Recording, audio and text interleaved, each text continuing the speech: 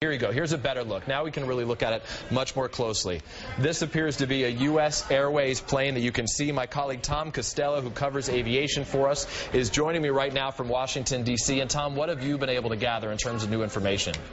Peter, I've got a call into the FAA. They don't have anything immediate, but that's because this is breaking as we speak. This is it looks to me like you're looking at a regional jet, and this is really one of the mainstays of USAirways as they fly into and out of New York.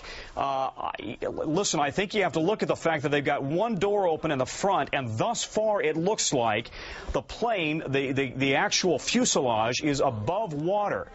You've got to right now be worried about the people inside, if there are people inside, and exposure to that very frigid water in Hudson Bay. You see there, it looks to me like you've got New York City Fire Department boats that are right alongside that plane, but that certainly looks like a regional jet to me. They're made by both Bombardier and also by Embraer. They can carry anywhere from 75 to 150, depending on the size. I'm not sure what size this one is, but it is a mainstay of operations going into and out of LaGuardia Airport. LaGuardia is USAirways' hub in New York City, and this is exactly the plane that they fly into and out of the entire Northeast corridor from Boston down to D.C., might also be extending out into Philadelphia and Vermont, elsewhere.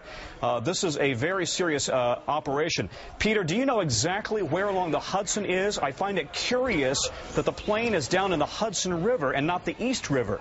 This is, we can tell you a little bit more, Tom. We know that this is happening not so far away from the retired USS carrier, the Intrepid, that is on the lower west side of Manhattan in the Hudson River right now. I think as we look at these live pictures, courtesy of the chopper at WNBC, our affiliate in New York City, you can see individuals in life jackets. It appears clear that some of these people have been helped at this point. Lester Holt, my colleague, is now joining us with some more information.